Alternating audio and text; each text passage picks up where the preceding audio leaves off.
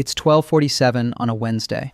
You're standing in the break room, waiting for the microwave to finish reheating leftover rice, wearing the same fleece vest you've worn every Wednesday for the last 4 years. Someone from accounting is complaining about their car payment. Someone else is talking about a flight delay that ruined their long weekend. Nobody looks at you twice. You're the guy who brings his own coffee thermos, so he doesn't have to buy from the machine downstairs. The microwave beeps. You take your rice, nod at a coworker, and walk back to your desk. Nobody in that break room knows that 11 minutes ago, before you left your apartment, you checked a number on your phone, quietly, in the bathroom, with the door locked, the way you always do. The number was $34.2 million. Not stocks that might crash tomorrow. Not some illiquid stake in a company that might be worth nothing in a decade.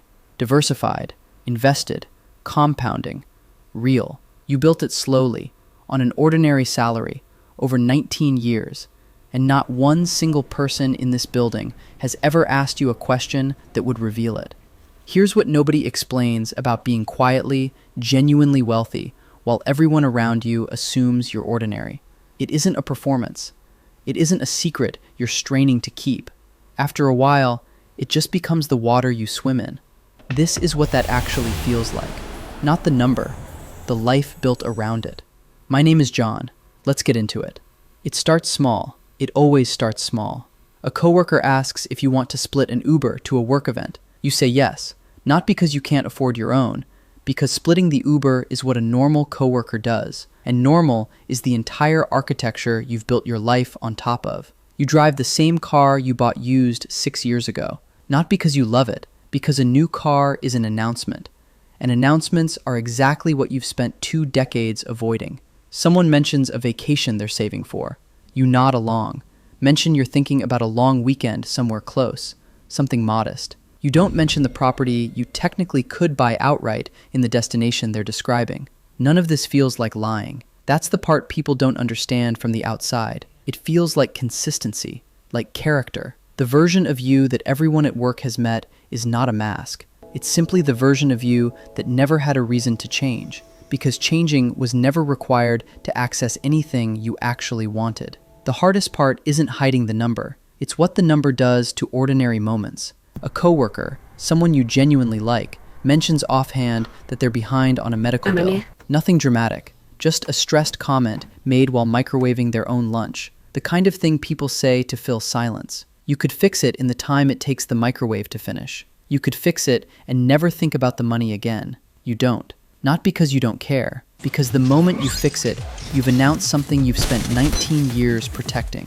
The math of one solved problem against everything you've built to stay ordinary doesn't work in the moment, even though it might work eventually, quietly, through a channel they'll never trace back to you. This is the tax nobody talks about when they imagine having money. Not the tax the government takes. The tax of watching people you like struggle with problems you could solve instantly, and choosing silence anyway, because silence is the entire foundation the wealth was built on in the first place. People assume wealth changes everything.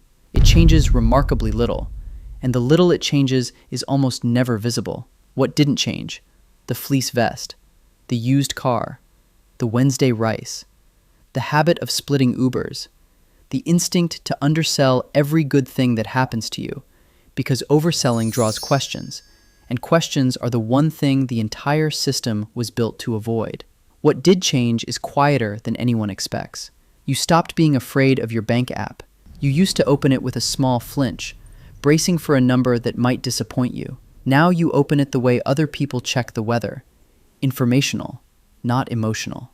You stopped making decisions out of scarcity that was never really there anymore, except in your head, out of habit. It took years to unlearn that flinch completely. And somewhere in the last few years, without noticing exactly when, you stopped fantasizing about the version of your life where people know. You used to imagine it sometimes, the reveal, the reaction, the moment people finally understood. That fantasy quietly died somewhere around year 12. What replaced it wasn't emptiness, it was something closer to peace. People assume the reason is trust. It isn't. Not really. It's simpler and colder than that. The moment people know, you stop being a person to them and start being a resource. Not because they're bad people, Because knowing changes what they see when they look at you, whether they want it to or not. The coworker with the medical bill would still be your coworker, but some small, permanent part of every future conversation would be quietly calculating what you could do, even if they never said it out loud, even if they hated themselves for thinking it. You've watched it happen to other people, the ones who told, the lottery story that made the local news, the inheritance that got mentioned once at a dinner party and then followed that person into every relationship for the rest of their life. You decided a long time ago that the version of your life where people treat you exactly the same, forever, was worth more than the version where they finally understand what you actually have. So you keep bringing your own coffee thermos. You keep splitting the Uber. You keep the fleece vest.